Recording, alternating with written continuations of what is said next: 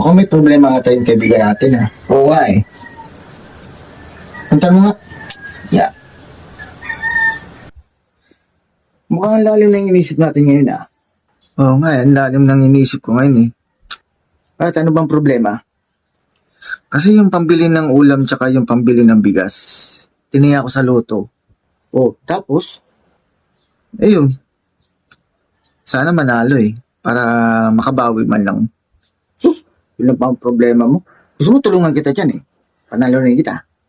Talaga? Gagawin mo yun? Oo, ako pa. Ikaw bahala. Hintayin mo mamaya. Mamaya, sasaya yan. Hala? Nanalo ko sa loto! Yeah! Thank you, Lord! Wag.